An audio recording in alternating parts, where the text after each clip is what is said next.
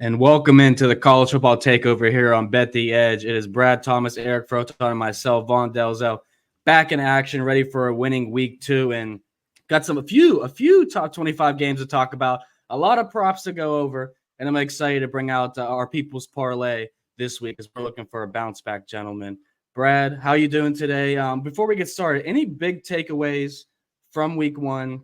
Any Heisman talk? Anything that caught your eye? I personally think that my biggest takeaway is just overreactions. Even from week 0 to week 1, one of the biggest overreactions we saw was the line for Florida State versus Memphis. That line went all the way down to a pick 'em.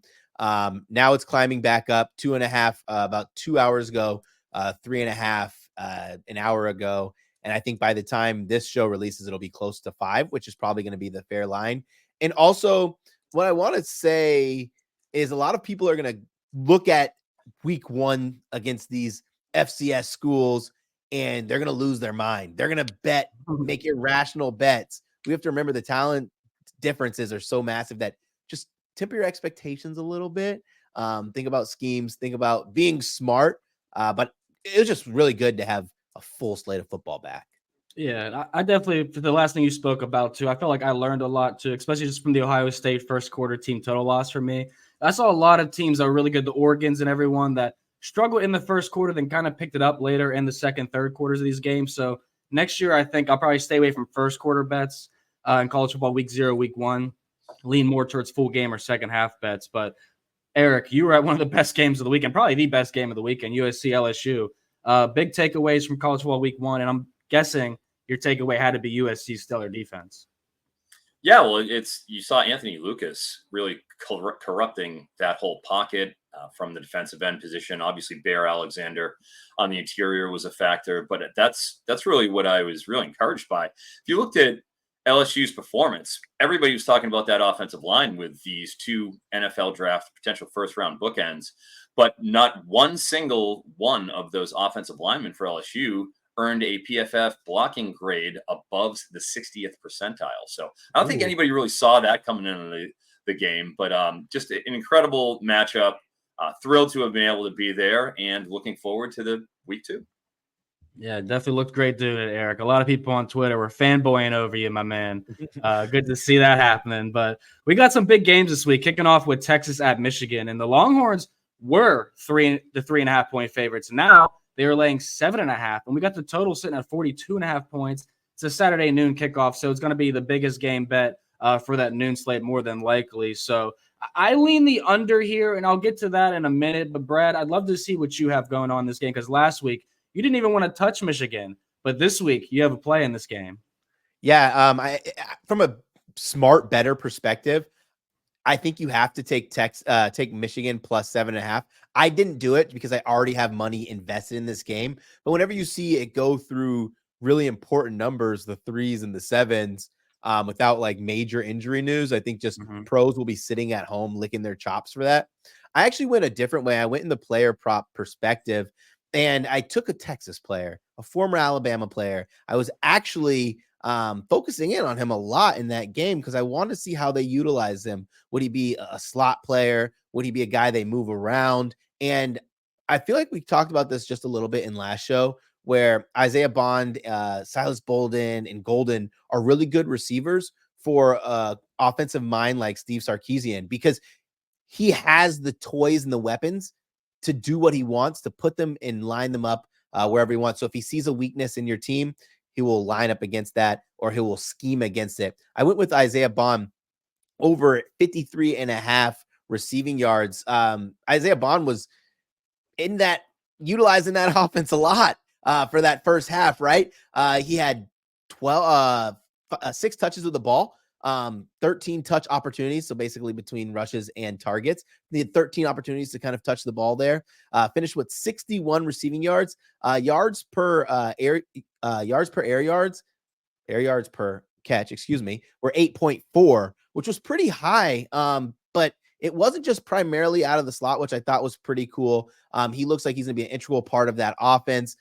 Even he had a 25-yard run, swing like a reverse. That's going to be just more and more faith getting on Isaiah Bond. And for me, the way to beat this Michigan team is not just to pound it up the middle. That's the teeth of the Michigan defense is the strongest, right? But it's also not to be throwing the ball over on Johnson's side and risking interception on one of the most pro-ready corners in the college football. It's going to be scheming up small plays. The extension of your run game are screen passes, small passes, little out routes, and Isaiah Bond ran a lot of those. So for me, it was Isaiah Bond. It was a way to kind of combat maybe the less success that Texas would have on the ground and pick up those smaller chunks from Isaiah Bond.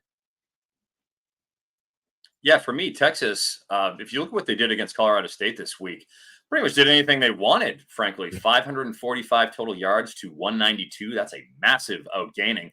However, what also needs to be mentioned is Colorado State freshman running back Justin Marshall went for over 100 yards against Texas. Not what we want to see when we're going up against the Michigan Wolverines, obviously, who Khalil Mullings really emerged towards the end of last season as the preferred backup to Blake Corum, at least in power situations. Hey, you looked at what he did against Fresno State.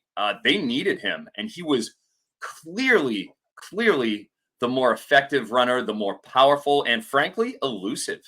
And that's not something you really think of when you converted converted linebacker like Mullings. Now, Michigan only gained 269 yards last week. Davis Warren, their starting quarterback, certainly going through some growing pains. It was 16-10 in the fourth quarter. They had to press to get that win. It wasn't an easy thing where you just sort of rolled over them. So this does feel like an underscript to me, with both teams likely to suppress the pass. Obviously, Michigan's incredible pass defense with the aforementioned Will Johnson, and Michigan's just relative inefficiency in the passing game. I'm looking at Khalil Mullings. He opened at 45.5. That was a phenomenal number. If you can get anywhere near that, I would recommend it. He's up to 51.5 now. It was a similar situation as LSU last week, where Edwards started out higher, Mullings lower, and then those two have kind of come even at this point. I think it ends up Mullings probably gun up to 55.5 or so, and I do like his ladder play. Yeah, we knew Donovan Edwards was going to be a great back, but he may be more of a complimentary back right now because obviously he looked phenomenal with Blake Corum, but he was pretty quiet against Fresno State. That Michigan defense again showed up, Eric. I mean, they had multiple pick sixes, but some of them were called back to the game. It shouldn't have been as close, but I am curious to see how they go against Quinn Ewers because we know Dylan Gabriel and Will Howard. Those are the two big-name quarterbacks on Michigan's slate, but Quinn Ewers is probably the biggest outside of Dylan Gabriel. So, and especially with that week one performance, I could see why Texas spread has ballooned out to 7.5, passing that key number that Brad mentioned of 7. But I would just lean the under. It started at 45.5. It's down to 42.5. Honestly, I could see Texas win this game a 24-13 type effort, barely sneaking double digits. But Michigan right now, just not offensively, a team worth backing. So I agree with a lot of you guys said. I like the angles of attack on the player props. I think this game is pretty hard to cap, but it'll be a great game to kick us off on Saturday. Going to a night game at 7:30 Eastern, we have Tennessee Vols laying 7.5 at NC State, over under 61.5. Now, this is the over-under's ballooned up from 60.5, 62.5. It's gone up and down. What I think is one of the best bets in football could be back is the first half overs in Tennessee games because they're looking like the Hendon Hooker days. But that's all because the quarterback, Brad, which is a play that you and I both have in this game, and we're going to be collabing on. Am I right or am I wrong? Dude, you're so right, man. We're going to be collabing on this with Nico Emilavela. I can't even pronounce his name properly. But I think that's why I didn't say his name. I was letting you do it. I'm just going to get better as that as we go through. I'm taking him over 250 passing yards. Yeah, we're going to collab on this. First, let's talk about North Carolina State against who they play. Western Carolina allowed 241 yards through the air. Necessarily, that's not really what kind of brings me to betting on Nico. It's the coach speak, right? We hear these coaches say things that I thought that I think we can implement in our betting strategies, where they were talking about Nico and his poise, his leadership as a true freshman. And when you have a guy like Nico Emilavela, you can dial up more advanced route concepts instead of small game management styles. And I think a lot of that attributes to his bowl start. He started in the bowl game, got that out of the way, right? That first start. played real competition, and it's just a continuous way through. I like him over 250 passing yards. The dude's going to be the real deal. He will be there in one of the top 10 Heisman voting scenarios, especially with Heupel dialing up some good passes for him. Yeah, I expected this number to be more like 267 and a half, 270 and a half. So whenever you hit me up about this, I was like, oh my God. It was like 242 or something when it opened. It's a low number for a guy who's shown a lot of talent in 2 games so far in college football. And this is going to be the biggest game, obviously. This is a regular season game now. The bowl games, a lot of guys opt out. So you have a chance to tear up a secondary there too. But NC State's still, I think, a team that he could take advantage of. And I think we see that because the total is 61 and a half. So, Eric, before you break down your player prop in this game, real chance for Nico to win the Heisman. His odds have dropped down to 10-1. I actually bet him myself at 16-1 and 14-1. You think there's any chance for him? Yeah, absolutely. He's got a chance. And we've seen the true sophomore archetype come through more than once. We saw it with Bryce Young. We saw it with Caleb Williams. Those are both true sophomores.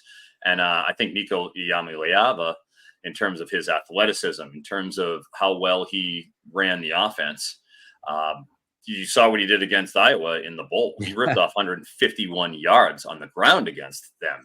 That's not something that happens every day. One player going for 151. Forget about a team going for 151 against Iowa. But with NC State, I look at them, and defensively, what he's going up against, they were 17th in S&P Plus last season. They were an excellent defense. But only 5 returning starters. They lose Peyton Wilson. They lose 3 starters on the defensive line. They're ranked 31st in sacks per dropback. That is not an insignificant loss, and they're going to have to replace that pressure because they have an excellent pass defense, 5th in interception rate, 31st in pass success rate, 8th in QBR allowed. How well can they still cover while still not having the potent, rush coming from Peyton Wilson and from the defensive ends? As far as Tennessee goes, Nico, you look at Tennessee last year, they were still 25th in success rate. They're still 23rd in overall explosiveness. And that was with Joe Milton, who is extremely limited in what they could really do with him. He couldn't run it all, couldn't run the full playbook. Now you have a true blue chip coming in. I just think, that offense goes back to what we were used to seeing it with Hendon Hooker. Now, in order to do that, they got to finish their drives better. 118th in red zone touchdown rate. Only 50% of the time they got in the red zone, they scored a touchdown. 109th in goal-to-go touchdown rate. So they're going to have to catch that in. As stated, I do think they will have the opportunity to do so against a front 7 for NC State that really is changing over. Offensively for NC State, 106th in rushing success rate, 90th in passing success rate. Didn't look particularly incredible defensively stopping the run against Western Carolina. They averaged 5.5 yards a carry against NC State's defense. I'm waiting for Nico Iamaleava's rushing yardage to come out. He only ran 3 times last game. Again, they didn't have to do anything for 33 yards. I think you're going to see a lot more of that Iowa script. He's going to rip this defense on those RPOs, and I'll be interested in seeing what his ladders look like as well. Yeah, I could get down with that too. I think that he's going to be a guy that puts up numbers in almost every single game he starts here. And NC State, I mean, you if you're any bit of a Tennessee better backer, supporter, and you watch the NC State first quarter, you definitely were excited about what this Tennessee offense could do. So that's also why their spread moved up past the key number of 7. That also goes for Dylan Sampson, frankly. I'm talking about Nico because we're kind of focusing on him, but rushing-wise, Dylan Sampson is the number 1 running back there at Tennessee. They kind of split a little bit between him, Jabari Small, and Jalen Wright. Jalen Wright's gone now. Jabari Small is marginalized. He's out. It's his show. He looked excellent in week 1. He could have done a lot more. They kind of put him on ice early. They didn't need him. They're going to be riding him hard, putting him away wet against NC State. I just think you're going to see them really attacking them on the ground. Yeah, and I think what's going to be one of the better games of the entire week. I could easily see both teams reaching 30-plus points here, and I like the fact that we're focusing on the Vols offense. So let's rock and roll, Tennessee. Let's get us some cash Saturday night. But we have another noon game to talk about, and this game got me excited because one of my favorite quarterbacks in college football hit the transfer portal. He's now an Arkansas Razorback. That is Taylon Green. He's taking on Oklahoma State on the road. Cowboys are 7.5-point favorites. Another key number game here, 62.5. So we could expect a lot of points. Eric, you and Brad are both targeting Taylor Green, but you guys are heading a different direction in this. One under, one over. You're first. Yeah, and Brad's play is logical, but I think so is mine. I'm going under 219.5 passing yards. He went for 223 last game against Arkansas Pine Bluff, a 70-0 drubbing. I mean, just an absolute evisceration. That team shouldn't be on the same field of him. But you look what Taylor Green did last year against, grizzled defenses, or just at least defenses a little more competent. Only a 60th percentile passing grade. Went over this number twice, and that's when each of those times he had under 20 pass attempts against just inferior defenses. 9 to 12 big time throw to turnover worthy play rate. I just don't trust him from a passing perspective. Rushing is another matter, of course. That's really what he does best. But his lack of ability to, consistently make defined reads and be just a competent, dialed in signal caller is why Maddox Madsen was the preferred option last year and why he transferred out. So with Arkansas too, their offense is equally bad on both sides. 115th passing success rate, 103rd in rush success rate. Yeah, they came out and looked good against Pine Bluff, but now they're going up against Oklahoma State. All right, this is one of the most experienced teams in the country, number 2 in returning production. And then when you look at their whole system, their offense, I'm not worried about them being able to control the game, being able to move the ball. But they did not do a particularly good job in terms of keeping teams from finishing drives. I just think they're going to be attacking Oklahoma State on the ground, as Brad sort of thinks, with the rushing yards with Taylor Green, with Jaquindon Jackson. And I just can't imagine a scenario that envelops where 219.5 yards is going to be passed by Taylor Green. I don't think to put the ball in the air that much. Yeah, I'll go ahead and take this because Eric said pretty much a lot of what led me to Taylor Green. When you think about, Bobby Petrino comes in here, he's an experienced coach at OC, and he's not going to have Taylor Green. So the route styles that Bobby Petrino wants to run and his play style is a lot through the middle, play through the middle of the field, very complex passing, second level passing over that first level of backers.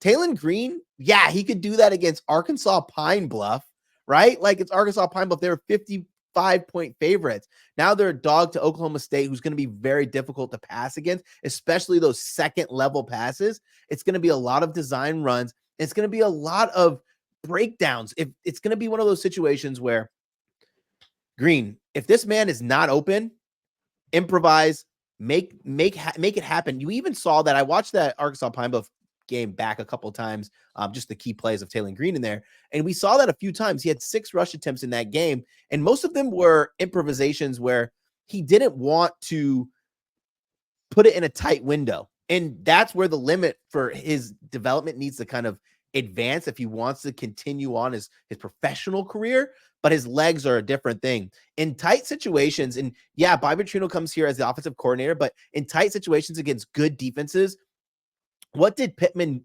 rely on? KJ Jefferson, the run game, 15, 16 attempts for his quarterback. This is an old offensive line coach, right? He wants to run it down and play smart, play safe, limit the turnovers. And so for me, it's Taylor Green over 40.5 rushing yards. I will say I was praying that it was 35 to 38, but we're not that far off. We just need him to stay upright when they do send pressure. Yeah, I'm not gonna lie. You guys are making me wish I had made Oklahoma State my people's parlay, like the money line or the spread right now. I'm like, man, Taylor Green, watch out on Saturday, man. It's gonna be a rough start for you. But he did have his last 3 games last year at Boise State. He had 23 carries, Brad, only took 3 sacks. So that's definitely a positive for you. And I like the angle of Eric's attack too. I don't know what to make of Arkansas. One of my favorite headlines from this past week in college football comes from Arkansas. And Sports Illustrated actually writing about them. 10 touchdowns, 0 points given up, yet still little known about the Hogs. So true. You didn't really learn anything from that game about them. So we're about to learn a lot from Arkansas. I'll tell you what I learned, Vaughn. I learned that I had an 8-point middle on that game, and I didn't hit it because they decided to score too many points. That's what I learned. I mean, yeah, we were talking. Middle. It doesn't get much better than that. Yeah, we were talking about teams that could have 50 last week, and we didn't even mention Arkansas. I mean, they put up 70. That's a high school football score right there. I'm hoping, Brad, that not only does our Tennessee collab win, you guys cash Taylor Green, but I'm hoping our collab for Northern Illinois cashes as well. They are taking on Notre Dame, and Notre Dame did take some money away from us past week. We collabed on A&M. Great last few minutes, great fourth quarter from Notre Dame. They now turn to 28.5-point favorites at home. Total sitting at 45.5. This is a 3:30 p.m. Eastern game on NBC and Peacock, and gotta say, the Notre Dame defense is going to take us home, Brad. I like the Northern Illinois team total under 9.5. Also played at 8.5. I would go down to 7.5. I don't think they score more than a touchdown here on the Irish, who might have one of the best defense, if not the best defense in the country. I know I'm going to say this like 5 times this year, but that's what it looked like on Saturday. Yeah. Listen, if you guys aren't following Parker Fleming on X, he puts out one of my favorite graphs, typically Monday or Tuesday, and it's did we really get beat that bad? And when I saw that chart, basically it takes EPA per play and expected wins, and it'll determine if you got beat, you didn't deserve to win. When I saw that chart this week and I saw that Notre Dame was expected to win this match against Texas A&M, I mean, Texas A&M was expected to win against Notre Dame, I was ticked off. But you cannot expect to win a game when you only score 13 points at home and your quarterback only throws for 100. Yes, you could say whatever you want about this Notre Dame team. So now that I get off the soapbox of me being angry about losing a bet, now it's time to back this Notre Dame team. And 2 things they do really well. Really, really good defensive line. We knew that going into the Texas A&M game, right? But we thought that Texas A&M offensive line would hold up. The back end, the secondary, really, really good. Now it's Northern Illinois going to Notre Dame. Northern Illinois is going to want to run the ball down their throats, right? That's not going to happen. I don't think they're going to fare that well. If you look at like the advanced metrics, it's just one week, so I'm not going to harp on it too much. But Notre Dame's offensive success rate on the run was really good. Defensive success rate overall was good. Against the pass, really excellent. So that just leads me to believe Northern Illinois is not going to score twice, being a touchdown and a field goal. And then I think that this won't be a game where we see Northern Illinois line up and take 4 field goals and not score any other points. So that led me to under 9.5. There were some 7.5s floating around, but I just felt 9.5 was just a little more safe. But realistically, if you're betting a 9.5 and a 7, I mean, an 8.5 and a 9.5, you're pretty much betting the same thing unless they line up for that 4th field goal or something crazy happens like a safety. But I think this is going to be pretty straightforward for Notre Dame. Talking about Riley Leonard, this helps this play a little bit more. It supports it, makes you want to play it a little bit more. Riley Leonard, totally different quarterback than Sam Hartman. I would actually be more afraid to take this line with Sam Hartman under center because he's more Riley Leonard's more pragmatic. And so I don't want to say the same thing as a knock on Sam Hartman, but Riley Leonard's not going to fit balls downfield if it's not there. What he's going to do? He's going to take off with his legs. What's that going to do? Chew clock. This Marcus Freeman team is going to run the ball a little bit more, take away the time of possession for Northern Illinois, and then that defense just really nasty. So I like the under on Northern Illinois' team total 9.5, minus 115, really good price too. Yeah, Navy, Tennessee State, Pitt, Wake Forest, and Oregon State. Those were 5 teams that scored 8 or fewer points against Notre Dame last year. Could absolutely see Northern Illinois add their name to that. And something you said before Eric hops in here. Last year, we all expected Sam Hartman to be tossing 300 yards at Notre Dame. Notre Dame kind of changed their offensive play style more to Sam Hartman's, let him air it out. It was the opposite to where Sam Hartman had adjusted Notre Dame. He only threw for 300 yards once all season, and that came against Central Michigan. Riley Leonard fits this Notre Dame team much better. You can see it from start one. And I think that they're going to be better off this year, but how much better off, I'm not sure if they're going to be a national title contender, but their defense certainly puts them in that conversation, Eric. Yeah, well, I mean, with Riley Leonard, you had to go up against Texas A&M's defense. They're pretty good. Yeah. Mike Elko coming back, one of the true best defensive coordinators and minds in college football. And he wasn't great. I mean, he had a 74 NFL passer rating. Short passes, 5.5 ADOT, average depth of target, which is noticeably pretty short. But it was a real rhythm passing attack. He only averaged 2.14 seconds per throw. That's as low as you're going to possibly see. I mean, it's 2 seconds is pretty much as close as it gets, 2.14. To put that in perspective, last year, Carson Beck led the nation with a 2.39 average time to throw over the course of the year. So, I mean, Riley Leonard was not dithering. It was a simple, get the ball, catch, read, and he is firing that ball. Keep in mind with Notre Dame, 92% win expectancy. So they really were in control of that game. And their secondary, I mean, they held Connor Wegman to 3.3 yards per attempt. Good luck to Ethan Hampton, who had a nice little game last week for Northern Illinois. But this is a team that is predicated on defense. Northern Illinois had a top 25 defense last year. I do think they're going to certainly try to slow this down to whatever extent they can, try to keep it, the ball in front of them, try to restrict the deep plays. I kind of like the underscript. Yeah, absolutely. The under has dropped too. It's now at 44.5, which is pretty low for a 28.5 point favorite with the road underdog, a team total around 8.5, 9.5. Those numbers really just don't add up entirely for me, but I think Notre Dame could win this game, in shutout fashion, something of the nature of 28-0, 31-0. So let's get the shutout. Let's cash our bets, and let's keep monitoring how good Notre Dame actually could be, because we know we're going to be paying close attention to them all season long. So if you guys haven't heard, though, fantasy football season just got better. How much better? $1 million better. You can create or join a private Yahoo Fantasy League and enter the $1 million NBC sweepstakes, plus earn extra entries to win when your players in your fantasy roster score a touchdown during the opening weekend games on NBC or Peacock. Download the redesigned Yahoo Fantasy app or go to NBCsport.com/fantasymillion to learn more.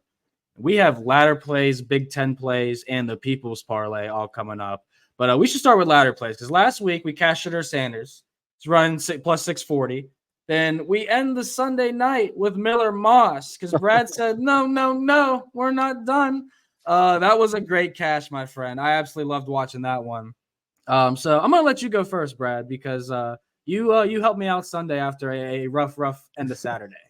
That Miller Moss was so much fun. And listen, little backstory, 3-second backstory. We had a family reunion, and the bar didn't have a TV that was big enough for everyone to see. So we huddled around on my iPad in the middle of the bar watching Miller Moss cash. And everyone's like, did you cash? I'm like, yeah, we did. It was pretty epic. For my ladder play this week, going to this Georgia Tech Syracuse game. I'll talk about this game in a little bit more depth, but the first play I'm taking, Jamal Haynes rushing ladder, 100 plus at plus 155. 110 plus at plus 230, and 120 plus at plus 330. Hasn't gone over 100 in his first two games, 12 and 17 carries in the respective games, but averaging over 4 yards per carry. That's fine. Why? Because they're going against a pretty bad defensive line for Syracuse, allowed over 200 rushing yards in their first game. But also, injury alert, Wax is going to be out for Syracuse. So there's going to be those big potentials for holes up the middle. I also want to add to this. I've been really impressed with this Georgia Tech offensive line, really getting great push and making the running game for both Haynes King and Jamal Haynes a lot easier. He's the bell cow back for this team, going to lead in carries. So I thought it was a good opportunity. I did think that his actual opening line was too close to 100 for me to not to just go, hey, I'm going to take a minus 114. So I just went straight to the ladder. Yeah, I think that's sometimes the way to go too. Eric kind of talked about that last week too with his ladder play. And I'll mention, I'm excited to hear your cap for Syracuse, Georgia Tech, and the People's Parlay, because I was a big fan of Fran Brown on the offseason when I saw him introduced. And then his week one quote about, let's send a bottle of champagne to Ohio State for giving us Kyle McCord. And I was like, this guy, he is the guy. So I'm excited to watch some Syracuse football this year. Eric, where are you going with your ladder play? Yeah, well, we talked about it a little bit earlier, as I alluded to in the Michigan-Texas game, but I really think that this has got Khalil Mullings written all over it. Obviously love it at 45.5 and around that 50 mark, but I got to watch most of that Fresno game, and Khalil Mullings just clearly, without a doubt, 15 carries, 92 yards, averaging 6 yards per attempt, clearly showed that he is the better back to me than Donovan Edwards. I think he's going to get a very steady diet. I think he'll be able to rip one or two against Texas. And I like the idea of him at 80 plus, it's plus 235, at 90 at plus 310. And then just as another player that I'd keep an eye on, Avery Johnson at 50.5 rushing yards. I think he is going up against Tulane, completely changing over from Willie Fritz to John Sumrall. lost 5 of their top 8 tacklers. I just think it's a position where Kansas State is going to lean on them and bludgeon them. And a big part of that is going to be the dynamic Avery Johnson, who is just electric on the ground. Didn't have to do anything last game, 3 for 33. But he averaged 11 yards per carry. If you give him 8 or 9, he's going to blow that away. Yeah, Avery Johnson was like the perfect replacement for Will Howard there. Like he comes in right away. He could do all those type of things too, if not better in some areas. So he's one of those guys too that are going to build a lot of hype over this season and next year for Heisman campaigns. So I'm a big Avery Johnson supporter too. I like that look. I'm going an interesting way. I'm going Ramir Johnson, 2+ touchdowns out of Nebraska against Colorado. Game we're actually going to talk about next. I think that he has potential to catch, receive, return any type of way against Colorado. Another high-scoring potential game. But my real ladder play here is actually just a prop play of overtime in Michigan versus Texas. If this is a close game and they are tricking the public here, I want to get a piece of Michigan potentially keeping this one close because if you guys remember, they have a very nice home streak going on. So Texas could be a team to knock that off. And if they do, it could go to overtime. We'll see. But that's 13-1 odds. So I felt taking like a little snack, a little McDonald's snack or something on overtime in Michigan and Texas, gentlemen. But those are the latter plays. Khalil Mullings, 80+, 90+ rushing yards. And then Jamal Hayes for Brad, 100+ rushing yards, 110, 120. And then I'll rock with Ramir Johnson and OT in Michigan and Texas. But let's talk about the big game, the Peacock game of the week. Shedeur Sanders is where I'm going in this one. But it's Colorado, Nebraska. Cornhuskers are 7.5-point favorites. Total sitting at 58.5, which has dropped a few points. I'm just going to run it back with Shedeur over 306.5 passing yards, Brad. I mean, obviously he crushed over 400 for us last week. He had 393 last year against Nebraska. I'm sure they will scheme a little bit better, but I think we can all agree that the Buffaloes cannot run a lick. And 90% of the offense is going to come from the arm of Shedeur Sanders. So I think any week we get anything under 325, it's probably going to be an auto bet for me. So you're telling me you're not going to take Dallin Hayden over 23.5 rushing yards? That's what his rushing. I mean, I might take the under. He might get 3 carries. I just finished writing this one up for NBC, and I've gone back and forth on this. I'm going to ask Eric a question when I'm done with my delivery here because I want to get his opinion. But I've gone back and forth on this. I actually lean Colorado plus the 7.5. Nebraska last season, yeah, they had a lot of inaccuracies with Jeff Sims, 111th in offensive success rate, which pretty poor, right? You bring in Raiola, who looked the part, but I didn't think Raiola was like, I don't think Raiola is going to be the be-all, end-all this entire season as a true freshman. Games will get tough for him. More film on him is going to get more difficult. And I just really do believe that this passing attack for Colorado against the defense that I didn't think was that great for Nebraska last year will keep them in the game. I like if you were to bet this game and you were like, hey, who wins? No spreads, no money lines. Just tell me who wins. I'm siding with Nebraska, but I wouldn't be shocked to see Colorado stay in this, would have a legitimate chance to win at the end of the game. You're getting me more than 7.5. That's what I wrote in my article, and I'm staying true to it. One line I was kind of interested because I've been monitoring this line since it opened. Raiola opened somewhere like, I don't know off the top of my head, it's like around 210 or something. Ballooned to 246. Now it's on its way back down in the 230s. Eric, do you think, that's an accurate range of outcomes for him, somewhere like in that 212 to 230? Or do you think against Colorado, he's going to have that potential to explode, or do they lean on that run game?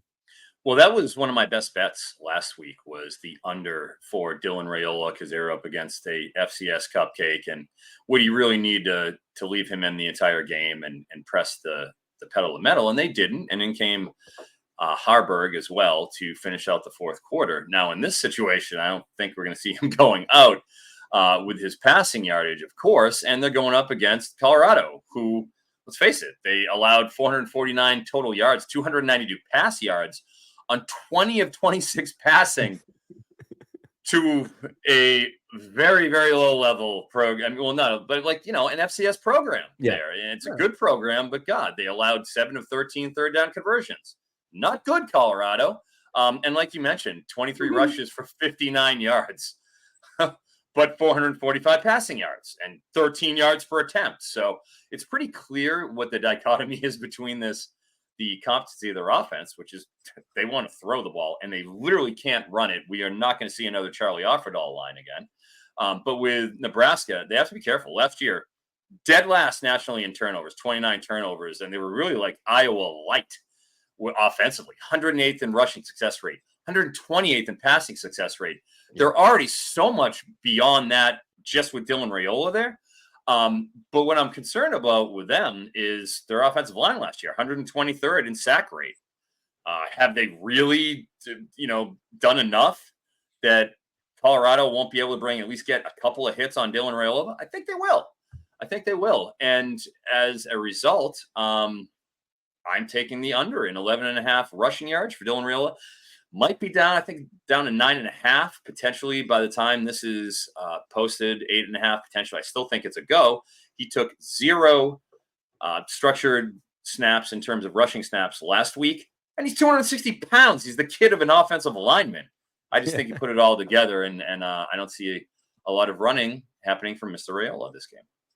Yeah, I don't think either quarterback's gonna be running much in this game because every receiver might be open.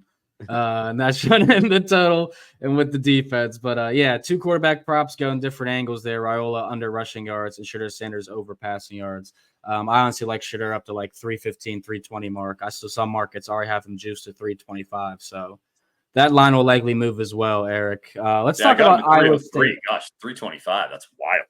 That's it's gonna be on the move. I mean, and when we talk about Colorado in general all season long, like we're gonna have to preface these lines will move because they're gonna be the most bet team at not only BetMGM but a lot of other markets too, because everyone wants a piece of Deion Sanders' program, however they can get it. But everyone also wants a piece of unders in Iowa State and Iowa.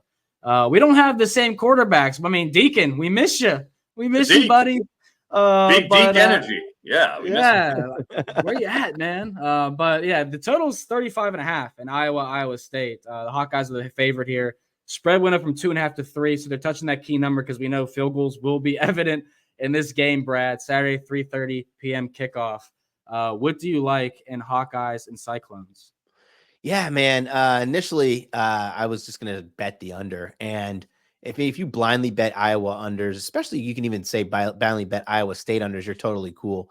Their opponents combined 3 points in week 1. Both are going to have legit defenses. It's going to be a slower pace game here. Let me talk about Iowa money line. I'm going to go with Iowa money line here. A defense that was elite, top 3 in the country last season. Don't lose too much to the draft for once, which felt like they were just constantly getting ripped with. Yeah, they lost Dijon, obviously an important part, but it looked like they were getting gash year in and year out to get some of that production back. But I also want to say this, if you look at this rivalry, you're going to hear a lot of hype, a lot of fandom on Iowa State. Get Rocco Betched and they beat them last time they were in Kinnick. The last time they were in Kinnick, when Iowa State beat Iowa, was their first win. They won 1 out of 15 games. Like, it's not like they was just, they back and forth. Why? Because it's really hard to beat elite defenses. I don't really care about trusting Cade McNamara. Like, if Cade McNamara has a great game, perfect. I think it's just limit the mistakes on Iowa, which also leads me to Iowa State didn't look good against who they played, North Dakota in week 1. Sure, Rocco Beck did fine. Couldn't finish drives, couldn't score. I went with Iowa State team total under 16.5. I thought the price was really nice. This could be one of those really gross 10-7s. Either way, I would be honest, but I would lean more 10-7 to Iowa. So if you like the under, great. If you like Iowa State team total under and you're jumping on with me and Vaughn, fantastic. That's right, because I was going to say, I try to wear a shirt that like replicated your style today. But I don't have enough cool shirts. I really got to go shopping. But you and me are on the same page with a lot of bets for this show, which got me really excited because I feel like this week is not only a better week for me, but it's a more obvious week for some of the plays that we've liked and followed for the past few years. And Iowa State's always an under, but I agree.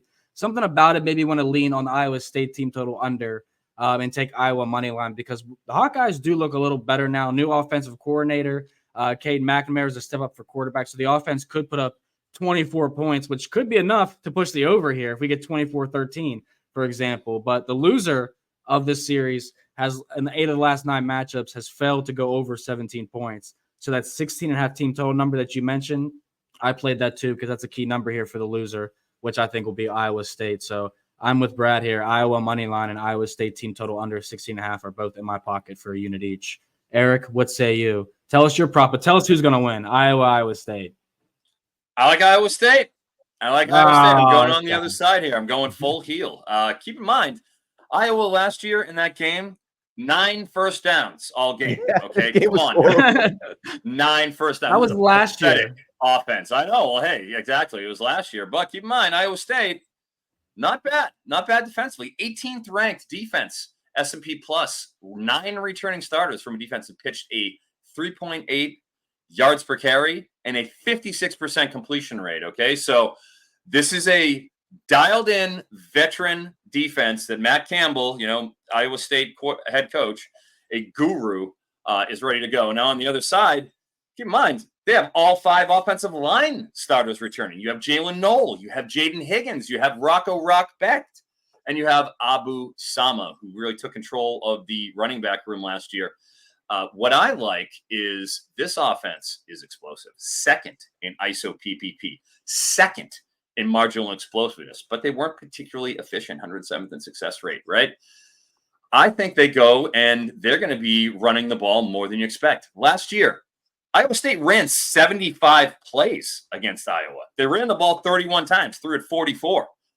You've seen teams last year, Western Michigan, Utah State, Michigan State, Minnesota, like teams that aren't particularly excellent running teams. They were able to at least cross the 100-yard threshold on the ground. I think you're going to see, because they do have a pretty effective passing attack, it's going to open up the rushing lanes a little bit. And with Abu Sama, who is the clear starter there, the nominal, he is the starter. No question. He's the guy. 37.5 rushing yards. I think he gets at least 15 carries. If he averages 2.5 yards a carry, he's going to clear that. I think that's entirely reasonable. Give me a rare rushing over against the Iowa defense. Nice. Certainly rare. I mean, you're going to grow some hair on your chest Saturday, my 37.5. I got excited, guys. Yeah, I mean, I'm not excited for you. I'm kind of mad I even asked you your opinion on this game. Like, why you ruined our vibes? Me and Brad got to go like on cloud 9, and now we're just like, sorry, guys. We got one going against us. Yeah, I think it's Cyclones time. I don't like this Iowa State team. I can't help it. It's all right. These our lunch bets might be back. You might be getting a roast beef sandwich delivered to your door. Maybe it'll be delivered to my door. We'll have to see. Might be beefing. We beefing this weekend. We're gonna zip through these next 3 games because we don't have as many plays in them. But they're still games worth noting, guys. The Kansas Jayhawks, 22 ranked. 5.5 point favorites at Illinois. Total sit at 55.5 here. Saturday night game, 7 p.m. Eastern. I don't have a great look, but if I was backing a team, I certainly think that the Kansas Jayhawks are a better all-around team, and Brett Bielema's time in Illinois was over once Chase Brown walked out the door. But that's just my opinion. Brad or Eric, feel free to jump in with any notes you have for this game. Yeah, I'll jump in and say I miss betting Chase Brown overs. Get those again, but I think this Kansas team is one that you go after and you get them while Daniels is still healthy. I'm not betting it. I do lean the 5.5 here as long as he's healthy. Leopold has his guy that he can run his offense with. They don't have no Jason Bean in the back, so I hope they keep him upright, make sure he takes less hits. But I mean, I'm not high on Illinois even in the slightest. But I just couldn't get myself to go all the way to 5.5. I'd probably play closer to the 3.5 number. Yeah, I'm interested in that. Brett Bielema can talk all he wants about the run game and how, he wants to go and impose his will, but they were 108th in rush explosiveness, 122nd in power success rate last year. That's not a Bielema type team. I do like Luke Altmaier, their quarterback, quietly solid. Illinois were ranked 23rd in passing success rate last year. Not what you think of, again, when you think Brett Bielema. But he has to convert more of his wide open opportunities. Illinois ranked 107th in wide open receiver completion rate. So that is certainly something to be looked at. Defensively, 14th in explosiveness, excellent in explosiveness, but you can march on them. 118th in passing success rate allowed. With Kansas, Andy Kotelnicki, their stud offensive coordinators out. Jeff Grimes is in. This is an extremely explosive offense last year, 18th at 20-plus yard passes.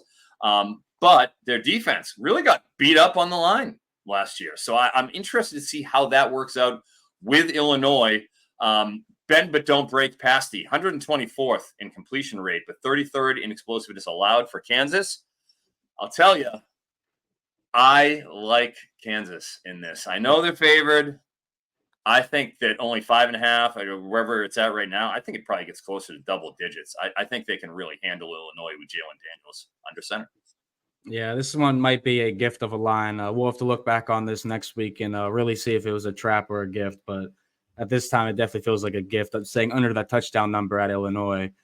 For Michigan State, Maryland, a much tougher cap for some people. 9.5 line for the Terps is a home favorite. Total of 43.5. Got to say, Maryland looked great against UConn, which is not saying too much, but Michigan State might have the worst quarterback play in the entire Big Ten. So, Eric, I think that's why you like the total in this game, right? Yeah, Aiden Childs, much ballyhooed. He was a 4-star prospect out of Oregon State. Comes over, transfers this year along with head coach Jonathan Smith, who basically just remade the entire Michigan State team. And with Maryland, the strength of this team is going to be their front seven. They have an excellent defensive line, set of linebackers. They lose a lot in terms of their defensive backfield. But, man, I just don't know if Michigan State can do anything anyways. I have real questions about, Aiden Childs, his accuracy. Obviously, we saw Billy Edwards be okay with Maryland, and they had an easy time at UConn. But Michigan State, I do think defensively, they're going to play conservative. They're going to slow this down. They don't want to get into a shootout. They want a rock fight. I like the under 43.5 points, and it has moved significantly in that direction. It's gone down 5 points since open. Wow. I agree with everything that you said here. Watching Michigan State, Jonathan Smith brings over his offensive line coach, his offensive coordinator. And one thing they want to do is establish a good offensive line that gets good push. And watching the FAU game, it looked like two group of 5 schools going up against each other. I did not see good push. The only explosive runs they had were when the spellback came in, and I, not disrespect to him, the former UMass running back's good running back, not just talking trash there, but their primary back in Carter couldn't get anything going either. And then we have Aiden Childs, also some bonehead play calls. I'm going to say this 1 second.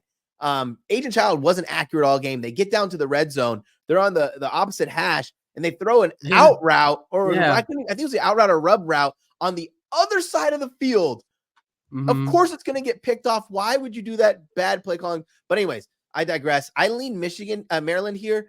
Maryland, since Tuesday, the line had moved from 8 to 9.5. Billy Edwards Jr., it's funny to see the change from him, from Talia to him, because you have Talia who gunslinger, loads up the fire, and then you have Billy Edwards Jr. who's got a rocket, like throws with force.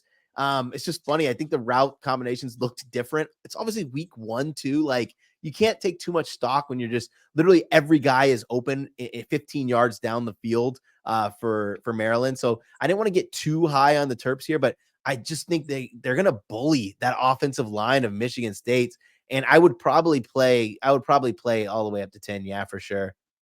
And a lot of the talk in the offseason about Maryland wasn't about Billy Edwards or the offense. It was their defense. And people were saying their defense is what's going to be able to carry this team this year as they find out who their identity is offensively. And I think that this could be a game where they show up and show out at home against Childs and Michigan State. So, if they're running those route trees, Brad, which I saw that too and laughed at, I think it's going to be a long day for Childs. So I'm interested to see what his props are when they come out too, because he honestly might be worth an under in his first Big Ten game, a first Big Ten start.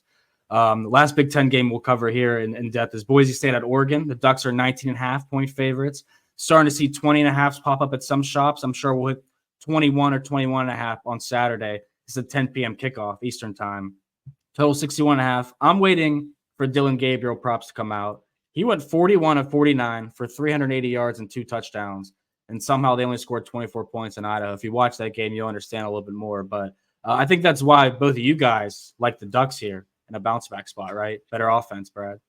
Yeah, and I don't even know, I just feel like sometimes we put a lot of stock in these first week games. I think I've said it like 3 times. That is unwarranted. Like, it reminds me of when Alabama won the national championship. They played like the Citadel and they were losing at halftime.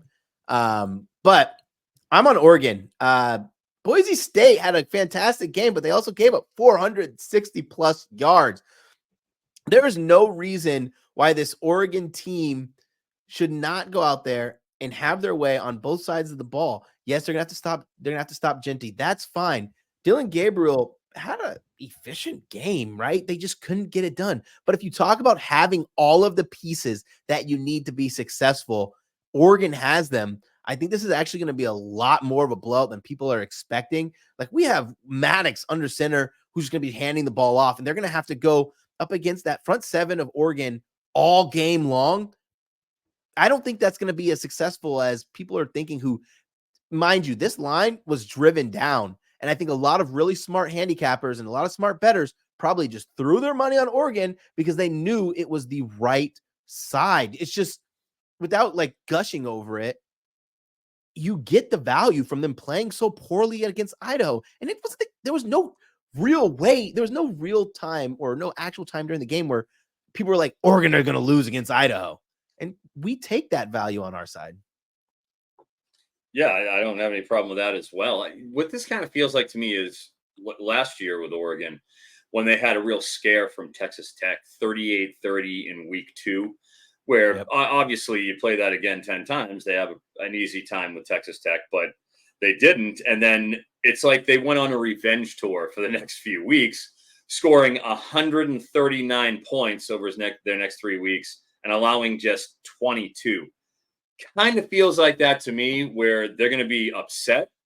They're going to be out to prove something. I'm sure that Dan Lanning, their head coach, is using this all during the week in terms of, motivational tool.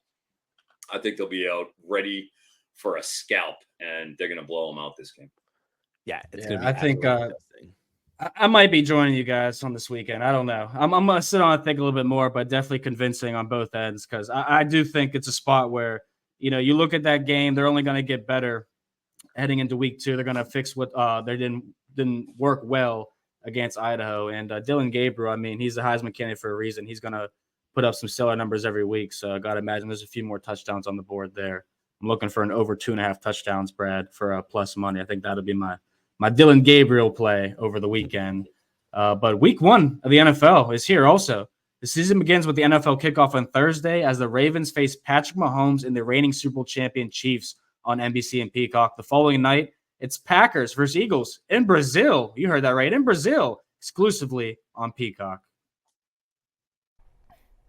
As you all know by now, we've teamed up with BetMGM this season. We'll be using BetMGM lines to make all our picks, and we'll have special offers for our listeners each week. If you haven't signed up to BetMGM yet, use bonus code BETEDGE, and you'll get up to a $1,500 first bet offer on your first wager with BetMGM. Here's how it works.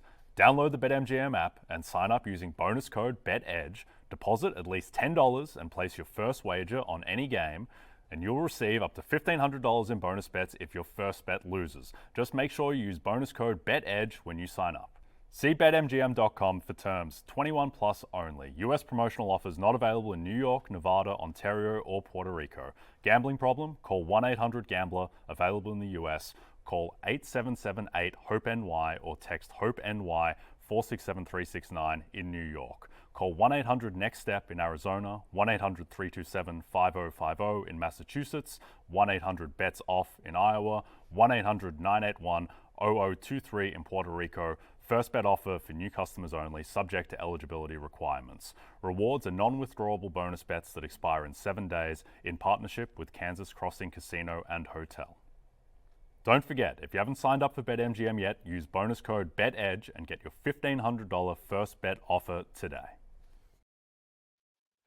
And we are back and ready to talk a little more BetMGM because BetMGM did us a favor, gentlemen. They let us get off the hook last week with not putting our parlay on the app sponsored, and we took the L. But this week, they're talking about hooking us up here. So I'm excited about it. And I'm excited, like I said, Brad, to hear your cap on Georgia Tech and Syracuse. So what's your play for the People's Parlay? Yeah, I'm going Georgia Tech money line. And man, so Kyle McCord leaves Ohio State, and it's like the biggest news for Ohio State until they get Caleb Downs of the offseason. Kyle McCord wanted more security that he was going to get this job and didn't get it, right? Goes to Syracuse. My issue with Kyle McCord last season, I highlighted this a couple times, was really kind of like all over the place in terms of ball placement, turning the ball over, which scares me for Syracuse. He even had an interception in the last game. He played pretty great, right? He did make some really bad throws that he got away with. That's the life that you're going to live with Kyle McCord.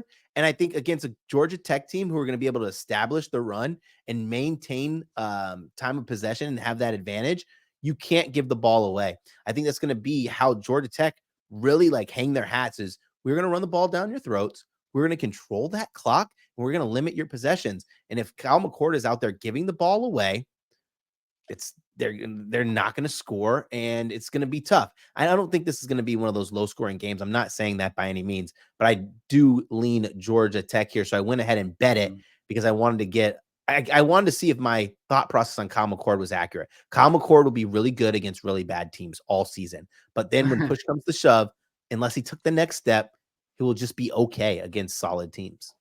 So Fran Brown might be asking for that champagne back after the weekend. We'll have to wait and see here. So the Yellow Jackets are leg 1. I'm going Iowa money line, the Hawkeyes for leg 2 against the Cyclones. So I'm making Eric basically take the opposite what he wants in our people's parlay. But I do think Iowa is a much better team. I'm going to believe the hype and the good vibes surrounding the Hawkeyes this year. And I think that quarterback and offensive coordinator will actually make them a little better in a game like this. So I got the Hawkeyes on the money line. Eric, what do you got?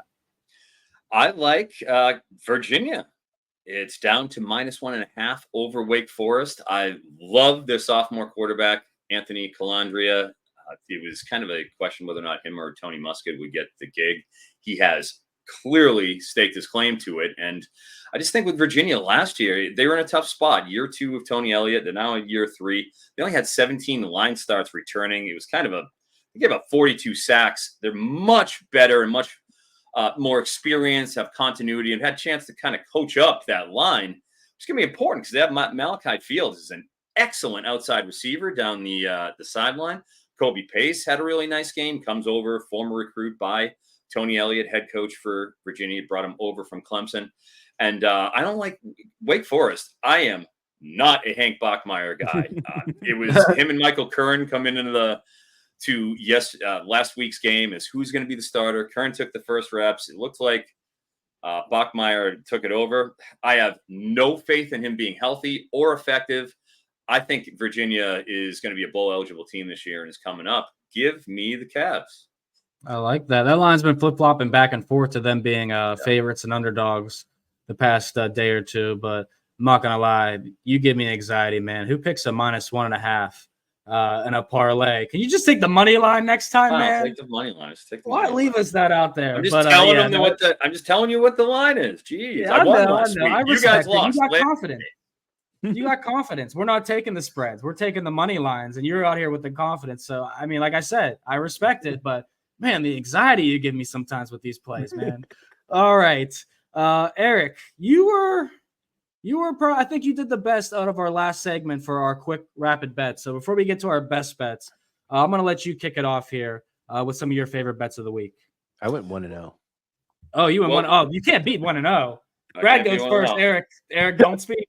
Don't speak. I want to say the 1-0 might be the luckiest 1-0 because I got the line at 27. The line closed at 33.5. They won by 30. Boom. Good to be early. All right. Anyway, I'll be quick. I'm taking Jake Bailey, SMU, BYU, over 44.5 receiving yards. Leads the team in targets. Yeah, didn't have a catch in game 1 against Nevada. But we're going against a BYU team who I don't think going to be better on the back end.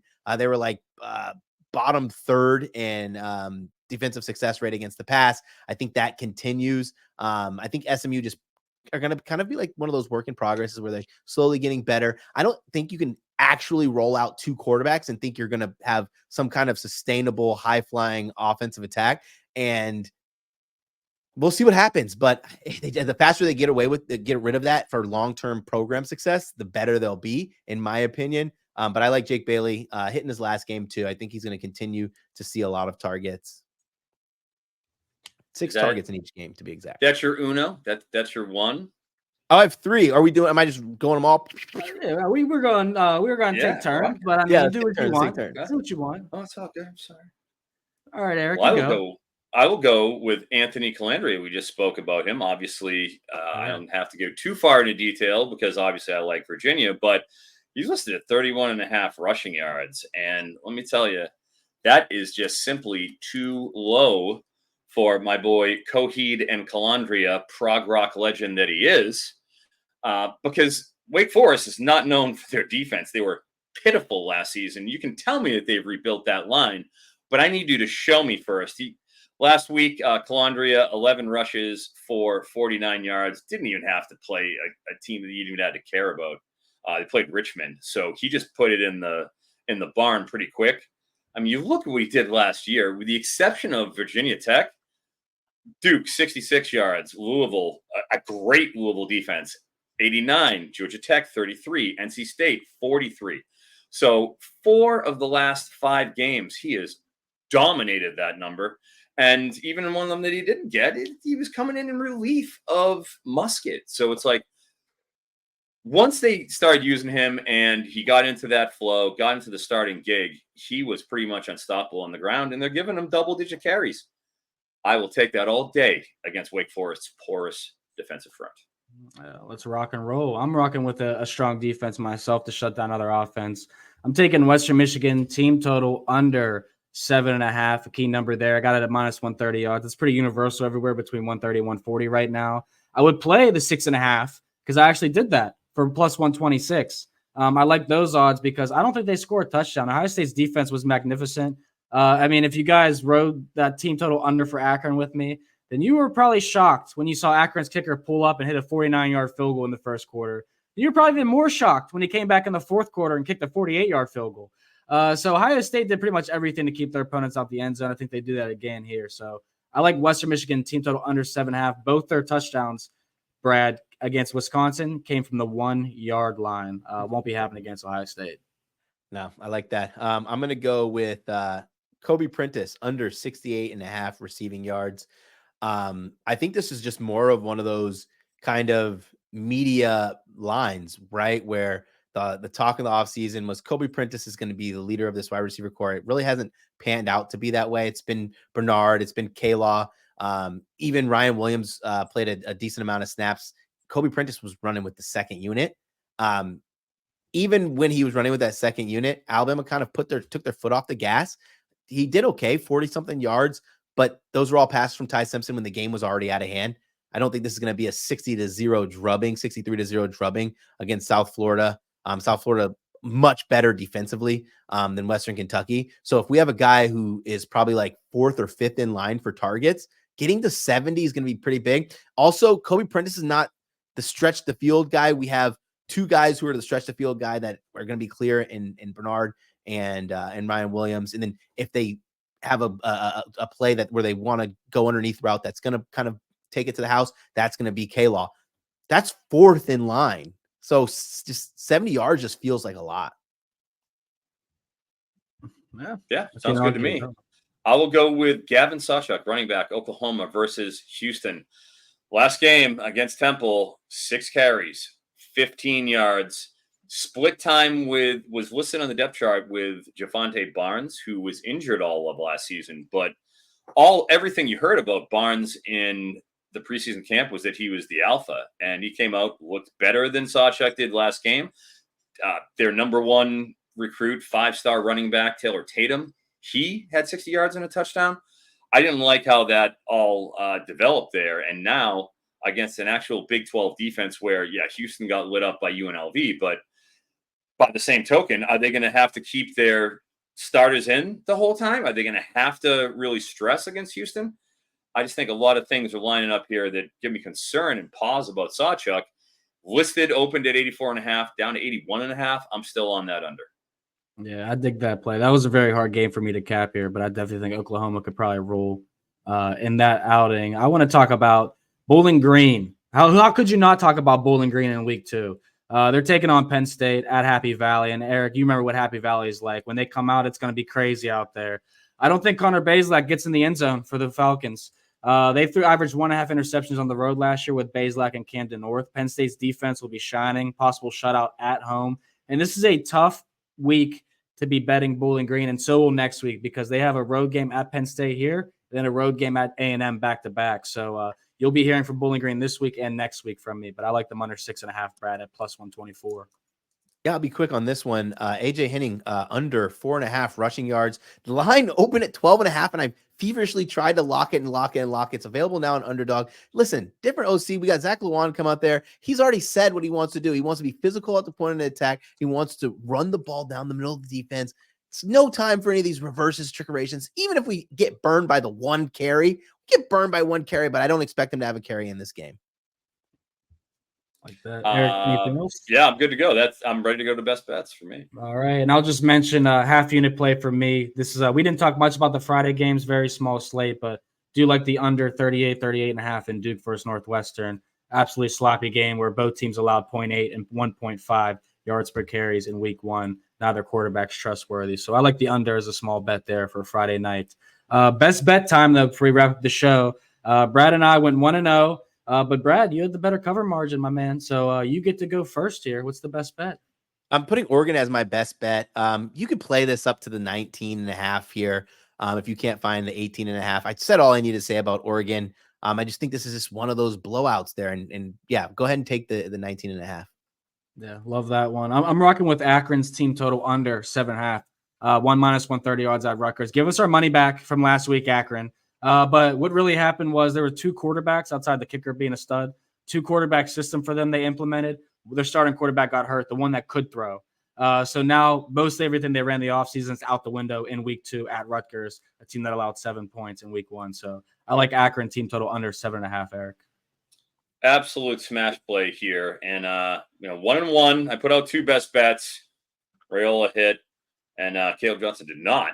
So want to make sure that I make up for that here. I've got an absolute layup for all of you out there.